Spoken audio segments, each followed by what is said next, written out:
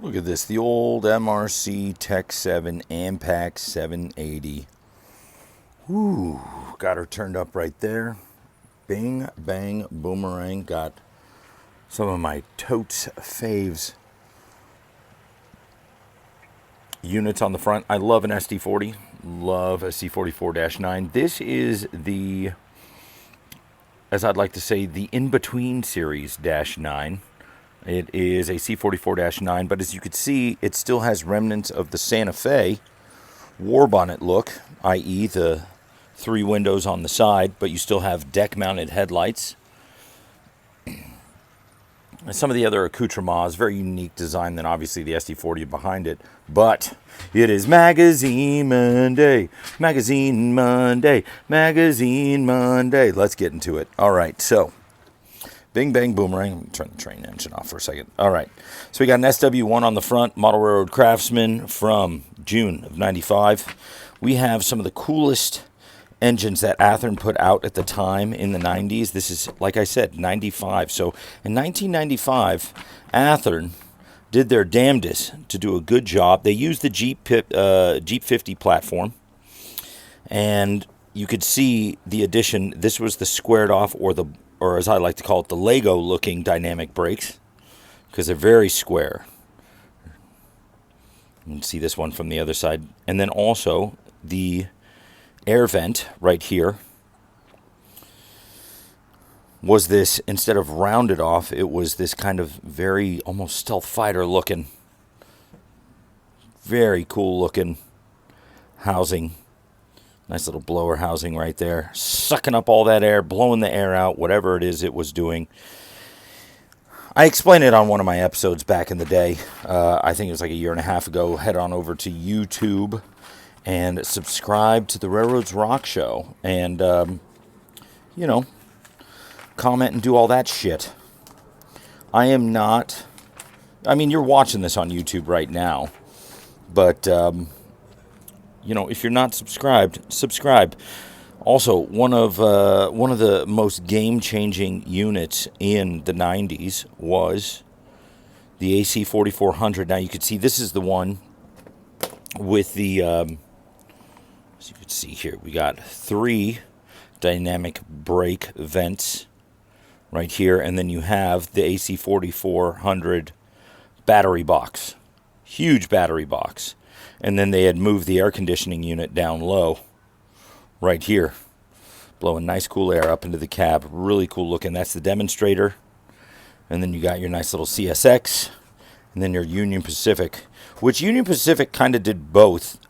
They had the 3 for the initial run, but also once they took over SP, you have a lot of AC 4400s from SP that you could still see out on the rails today with only 2 blower housings right there. Fun fact, Kato! Buy the Kato, buy the Kato. Lots of cool stuff. SD45. I actually had a Delaware and Hudson SD45 Kato unit in N scale, and it was impeccably smooth and unstoppable. Let's get through some of these advertisements. Timmy, isn't it advertisements? Sure, whatever. Let's get to it. Buy our stuff, AccuRail. Speaking of which, John Mariscalco sent me some cool stuff. Let's go over here. A quick pause for station identification as I get past all this fun stuff. My garage is incredibly packed with so much stuff because I've just been pulling stuff out of, cleaning stuff up and whatnot. Scalky, Lemon Groves sent me this awesome unit. It's one of the most beautiful models I've seen in a while. Well done on all the weathering, Scalky. Good job, bro. And then on top of that is just a great looking unit. I love the cowl body units. I like how they brought these, I wouldn't say out of retirement. Well, maybe some of them. I don't know exactly the full story behind this, but I do know that these were originally numbered in the 100 series until the GP60M came into play in the early 90s for Santa Fe. So the GP60Ms had the 100 series, so 100 through 199. And then they did their Jeep 60Bs. And I don't even think it was 199, but please correct me on that comment. But these units, I believe there were 6 of them, 5 or 6 of them. I think it was, or maybe it was 10. Was it 91 to 99? Please correct me on that as well. I'm a little fuzzy on my history there, but number 95, correct roof details, beautiful stuff. This is a Genesis, I believe, a 2.0 that Scalky sent me. I've got the box somewhere. Absolutely awesome. And then I have some wonderful Accurail hoppers that I'm going to be building. I'm going to do a tutorial on that. All right, let's get back into Magazine Monday. Magazine Monday. In stock. Ooh, that's a cool looking reefer right there. Boom. Have some nice little steam engines. I don't know. What is that? Is that a... That's got to be a 260. But, dude, Southern Pacific. That's a cool looking gondola. Little short 40-foot gondola. Love the flat cars. 40-foot flat car. But this is freight carloads. Freight carloads. Freight carloads. Awesome. A lot of pipes. Those things can sing for days. They got pipes, bro. But I love the lumber loads, especially the old school lumber loads where the lumber wasn't exact, and you would actually send that to another lumber yard, and then they would do exact cuts on stuff like that. Really cool. Steel I-beams, really neat. You got a septic system or some sort of tank right there. You could make those out of just some simple PVC pipe if you want, and then cover it up with some circular, or just do styrene, and then just cut it circularly. You know, trace, cut. Boom. Love this. You have some I-beam loads right there for steel. Looks really cool. Pipe loads. Did I say ghoul or cool? Who cares? Nobody cares. Shit, I don't even care. But this is cool. It gives you a really cool schematic breakdown of just some ideas. How do you make a stinking plastic tank, man? Nowadays, you just 3D print all of this stuff, and I don't blame you. There are plenty of people out there that sell the 3D printing files to do all this fun stuff, and I love it. I mean, heck, even Bob Kierner from the Typhoon Lagoon layout sent me 2 cars that I have sitting over there on Mahalo Bay, way back over there. They're 3D printed, and they work great. Great looking units. Or should I say rolling stock models. That's awesome. Look at all that replacement styrene. Bury your weights in the bottom. Fun fact, I need to do an update on rollability versus weight of a car and just car shop standards. We have certain car shop standards at the La Mesa Club, which sit very much in line with the La Mesa Club, or with NMRA standards. But we have just a couple of different things where we have our rollability test, coupler height, obviously gauge your wheels, and then on top of that, the weight of the car. And then you have equidistance of weight versus rollability.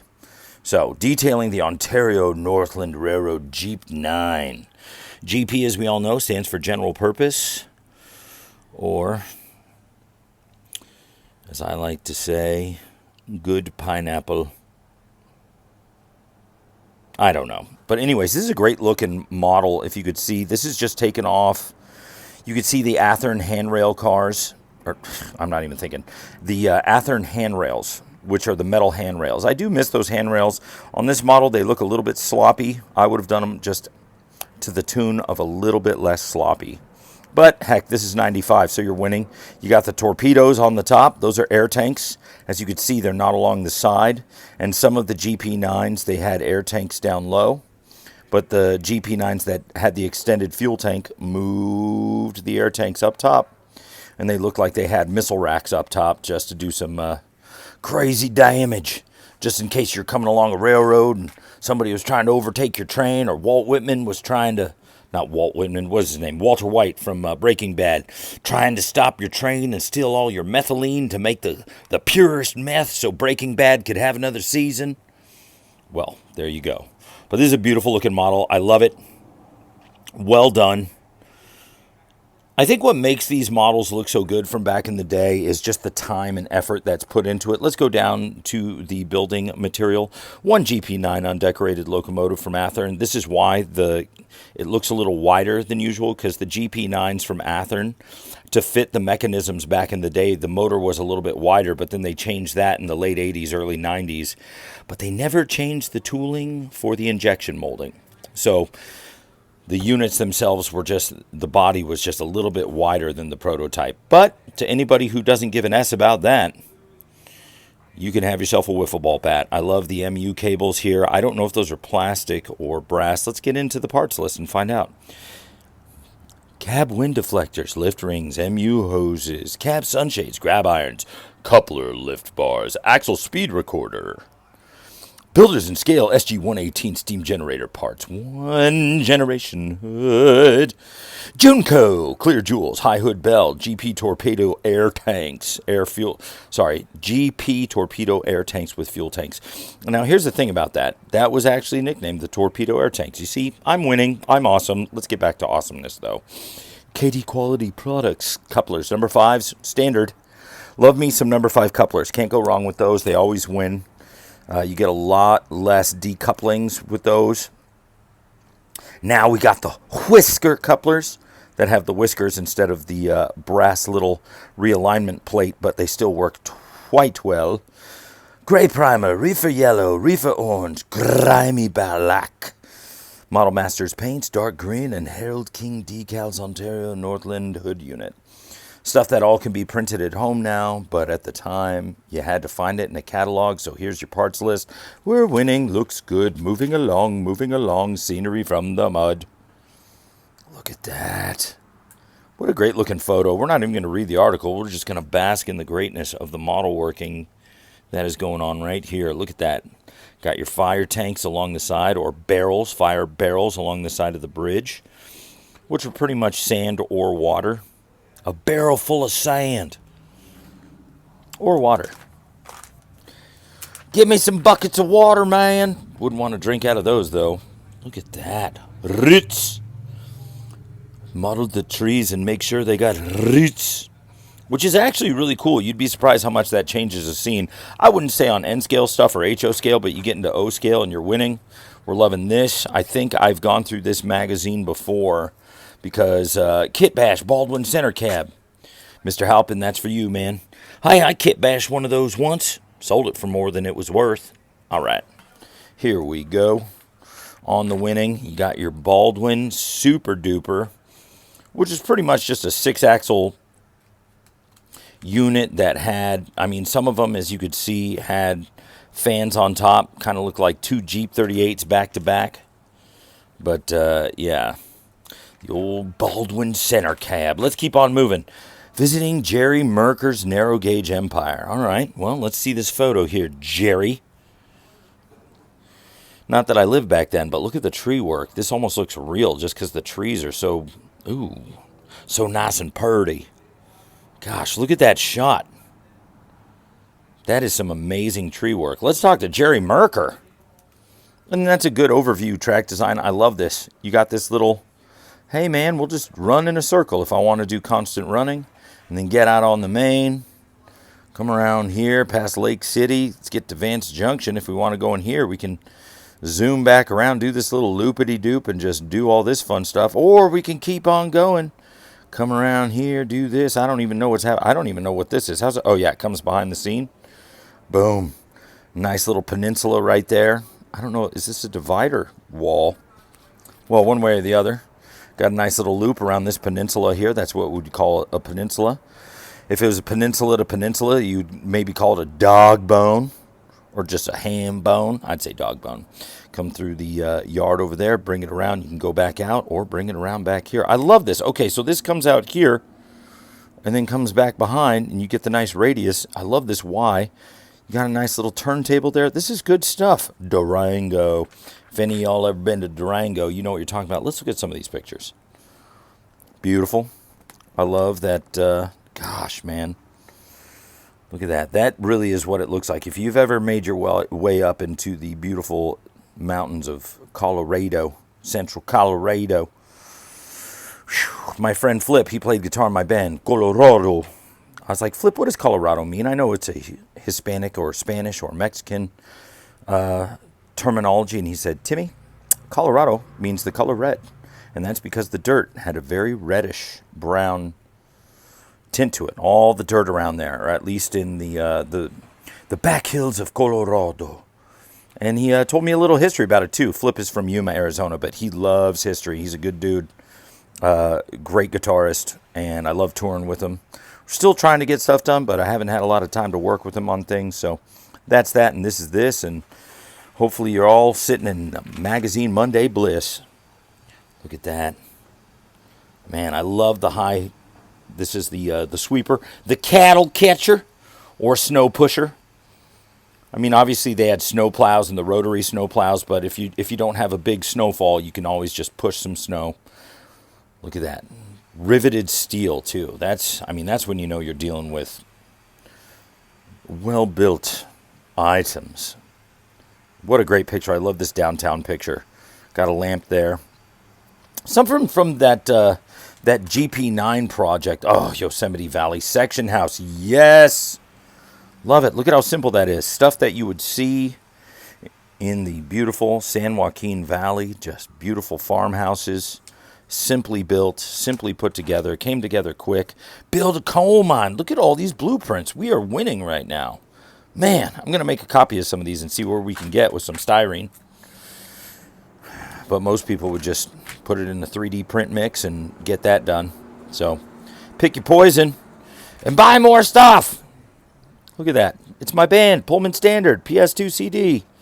If you haven't heard Pullman Standard, look them up on Spotify. We kick ass and take names.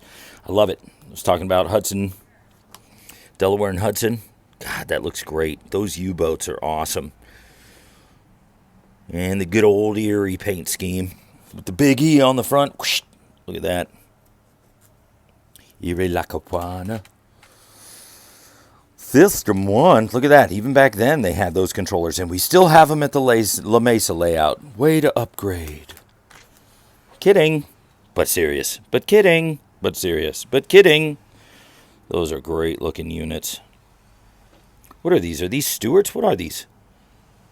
No. Whose are these? It doesn't say because there's too much words. Let me just give you an overview on everything that we got. Too much words. Need pictures. I feel like Gaston from Beauty and the Beast in the Disney movie. How do you read these, Belle? There's no pictures. Well, Gaston, some people have an imagination. Huh. You need to get your head out of these books, Belle.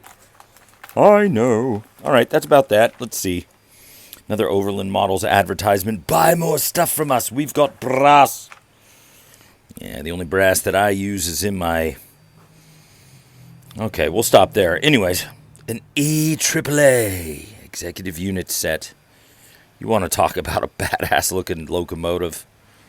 Golly. And that is about that for Magazine Monday. Magazine Monday. Let's run the train around the track one more time. We're going to smooth this out, make it a nice little hillside. There's a building going there.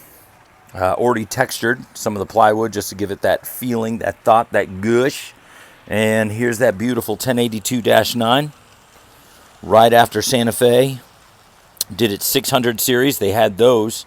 And then they did the fake bonnets in the 700 series. So you see... And then obviously they had the Dash 8s in the War Bonnet series. So those were the 800 series. To, what was it, 9 something? And that's why we start here in the later 9 series that went into the 1000 series. So you see a lot of 1000, like 10 through, I think it's 1101. Gotta love it. Have a wonderful rest of your Monday, ladies and gentlemen.